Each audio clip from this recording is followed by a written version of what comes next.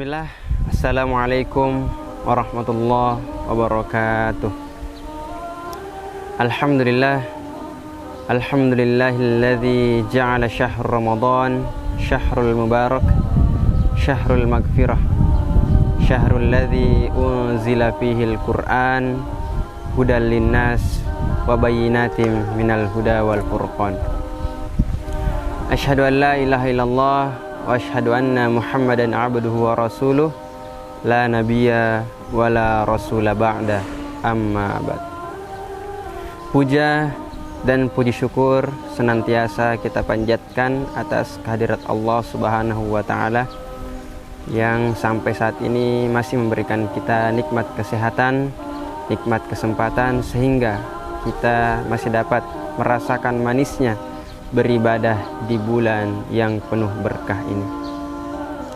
Salawat berangkaikan salam kepada Nabiullah Muhammad sallallahu alaihi wasallam, suri tauladan kita, yang mana ketika kita mencontoh beliau dari segala aspek kehidupannya, maka sampailah kita kepada surga yang dijanjikan Allah Subhanahu wa taala. Alhamdulillah, pada hari ini tidak terasa kita sudah memasuki hari ke-12 pada bulan suci Ramadan ini.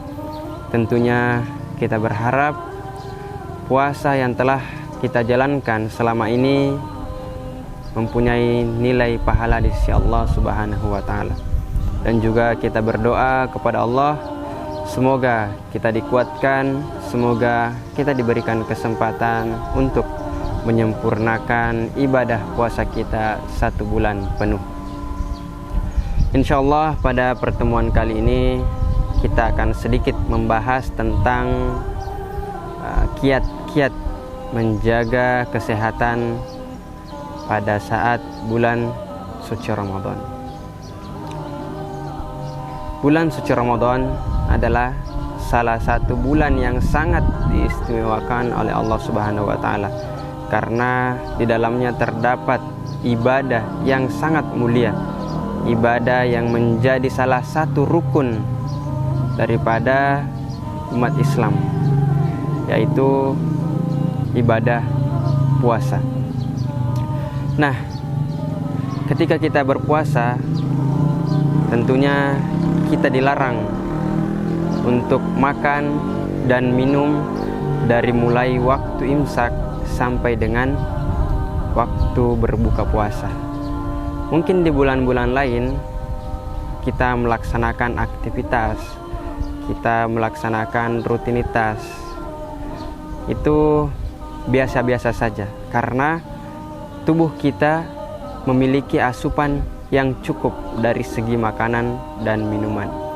Tetapi ketika bulan suci Ramadan yang mana kita dianjurkan untuk berpuasa, dan kita juga tetap harus melaksanakan aktivitas kita seperti masuk sekolah, seperti les, seperti membaca. Nah, bagaimana kita untuk bisa memanfaatkan energi yang kita dapatkan ketika sahur agar nantinya bisa kita kelola, agar bisa bertahan sampai tiba waktunya berbuka puasa. Nah, setidaknya ada 6 tips yang akan kita bahas pada pertemuan kali ini. Adapun yang pertama yaitu niat. Kenapa niat di sini menjadi salah satu yang penting? Rasulullah SAW bersabda, "Innamal a'malu binniyat." Sesungguhnya setiap amalan tergantung pada niatnya. Wa innama likulli imri'in ma nawa. Dan setiap orang akan mendapat ganjaran sesuai apa yang ia niatkan. Nah, ketika kita meniatkan untuk belajar, ketika kita meniatkan untuk mengaji, ketika kita meniatkan untuk olahraga, fokus kita akan tertuju pada apa yang menjadi tujuan kita. Akhirnya pun lapar dan haus tidak terlalu kita pikirkan lagi. Lapar dan haus tidak menjadi alasan lagi untuk kita bermalas-malasan, rebahan, ataupun main HP di kamar saja. Nah, itulah salah satu pentingnya niat. Jadi kita mulai segala aktivitas kita dengan pertama memperbaiki niat. Adapun yang kedua yaitu asupan sahur yang cukup. Nah, perlu adik-adik ketahui bahwasanya ketika berpuasa ada tempat kita untuk mengisi energi. Mungkin adik-adik sudah tahu semua, yaitu waktu sahur dan waktu berbuka puasa. Ketika sahur, ambillah porsi yang cukup, jangan terlalu berlebihan. Karena ketika kita berlebihan dalam makan sahur, akhirnya pun nanti kita bisa ngantuk dan malas-malasan. Nabi saja ketika Nabi berbuka puasa, Nabi hanya memakan kurma dan air minum. Ada sebuah kisah dari Sayyidah Maryam, ibunda Nabi Isa. Allah Subhanahu wa taala berfirman, "Khudzi ilaiki bijiz'in nakhlah tusakit alaiki rutoban janiya." Ketika Sayyidah Maryam setelah melahirkan, setelah proses bersalin, Allah Subhanahu wa taala memerintahkan untuk memakan kurma dan meminum air agar tubuhnya kembali sehat, agar nantinya dia bisa kembali melaksanakan suatu perjalanan. Nah, akhirnya pun kurma dan air minum menjadi salah satu makanan favorit Nabi yang sering Nabi konsumsi. Air minum adalah sesuatu yang sangat dibutuhkan oleh tubuh kita. Begitupun kurma.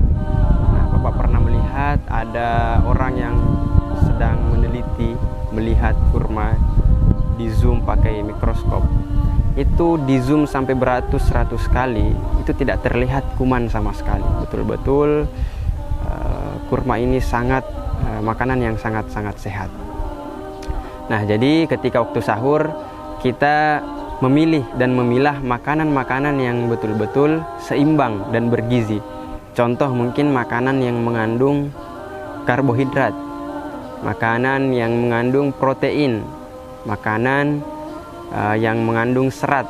Nah, jadi walaupun kita tidak terlalu berlebihan dalam makan, makanan-makanan yang bergizi akan membantu kita untuk menahan lapar dan haus. Jadi Bapak anjurkan kalau memang ada saat sahur boleh perbanyak makan sayur dan buah-buahan. Nah, poin yang ketiga yaitu mengatur pola tidur. Nah, salah satu yang penting, siapa yang masih suka begadang sampai larut malam, mungkin main HP, main game dan lain-lain. Nah, Bapak sarankan waktu Ramadan ditinggalkan. Karena pada saat Ramadan kita dianjurkan untuk makan sahur. Nah, kira-kira kalau kita begadang sampai mungkin jam 11 sampai jam 12, nah, kira-kira kita bangun nggak untuk sahur? Jangan sampai nanti kita pas begadang tiba-tiba nggak bangun sahur, siangnya udah lapar, akhirnya pun diam-diam minum, makan, membatalkan puasa. Semoga tidak terjadi. Nah, jadi pola tidur kita harus dijaga. Begitupun mungkin waktu Qailula setelah pulang dari sekolah bisa dimanfaatkan beberapa menit sambil menunggu azan zuhur. Setelah zuhur mungkin bisa diisi dengan baca Quran sedikit, terus tidur siang 20-30 menit.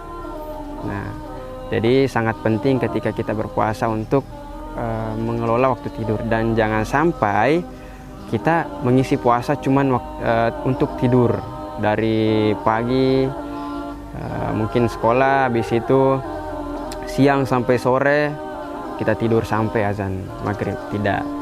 Nah, jadi ada waktu-waktu tidur, nah ada juga waktu-waktu kita untuk beribadah. Nah, poin selanjutnya yaitu mengisi waktu-waktu kosong kita dengan hal-hal yang sifatnya positif. Nah, kapan ada waktu-waktu kosong? Mungkin setelah waktu sahur. Nah, waktu sahur itu di sela-sela waktu sahur sampai waktu azan, di situ ada namanya waktu sahar. Waktu-waktu terbaik untuk kita beristighfar, untuk mohon ampunan kepada Allah. Dan juga salah satu waktu dikabulkannya doa. Jadi boleh diisi dengan berdoa dan istighfar. Ataupun sekarang banyak TV-TV yang menyediakan siaran-siaran ceramah, tausiah, ataupun hal-hal yang bernilai positif lainnya seperti hafizul Quran. Boleh kita lihat mengisi waktu senggang kita dengan hal-hal yang positif. Mungkin setelah sholat subuh kita sama teman ataupun sama keluarga bisa untuk olahraga santai, olahraga ringan, untuk berjalan-jalan mengelilingi kompleks, agar tubuh kita sehat dan bugar. Begitupun waktu-waktu lain, contoh waktu sore mungkin kita bisa isi dengan pergi mengaji di masjid ataupun bermain dengan teman, tetapi jangan bermain terlalu berat.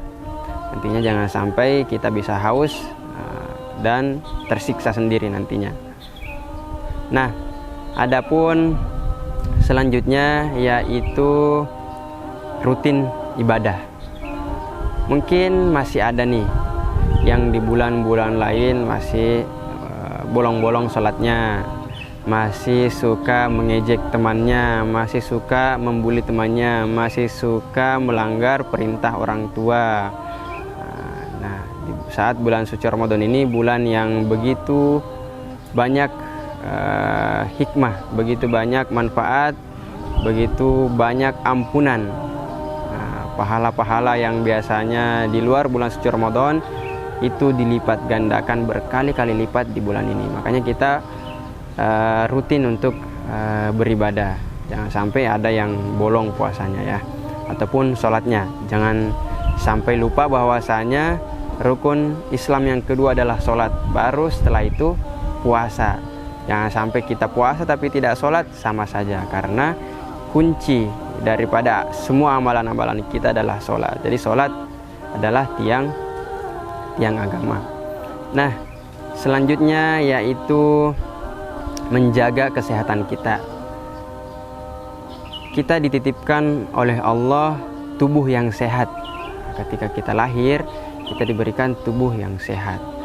Nah, kita harus menjaga tubuh titipan Allah ini agar bisa tetap sehat. Masa kita rela untuk mengembalikan tubuh yang dulunya sehat dititipkan oleh Allah, kita kembalikan kepada Allah dengan keadaan tidak sehat. Nah, makanya kita harus mengatur pola hidup kita, pola makan kita. Nah, jangan sampai kita terlalu banyak memakan makanan yang bisa berefek negatif pada tubuh kita. Mungkin terlalu banyak minum es, terlalu banyak makan gorengan. Jangan sampai pada saat berbuka puasa kita jadikan ajang untuk balas dendam, semua apapun yang ada di situ kita makan. Akhirnya pun nanti pas tarawih kita molor, nggak bisa bangun lagi karena terlalu kenyangnya, dan itu pun berefek pada kesehatan kita. Nah, jadi secukupnya saja. Nah, bisa tadi dicontoh untuk sebelum berbuka puasa kita minum air kurma sedikit, baru kita baca doa berbuka puasa, minta doa kepada Allah, karena di situ adalah salah satu waktu untuk diijabahnya doa. Jadi ketika orang berpuasa, setelah dia berbuka, minum, makan, terus kita berdoa minta kepada Allah apapun yang kita inginkan. Insya Allah Allah akan mengijabah, kalau bukan di dunia mungkin nanti di akhirat. Nah, mungkin itu saja kiat-kiat menjaga kesehatan. Semoga kita senantiasa sehat di bulan suci ini. Di bulan Ramadan ini kita bisa melaksanakan ibadah-ibadah, kita bisa memaksimalkan ibadah-ibadah di bulan ini dengan tentunya dengan tubuh yang sehat dan bugar, karena kita menjaga pola hidup kita. Nah, itu saja. Bapak ucapkan selamat menantikan waktu berbuka puasa. Semoga puasa kita hari ini diisi dengan hal-hal yang bermanfaat,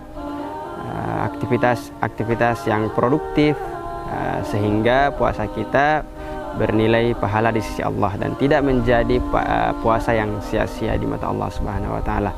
Itu saja, syukran, wabillahi taufiq wal hidayah. Wassalamualaikum warahmatullahi wabarakatuh.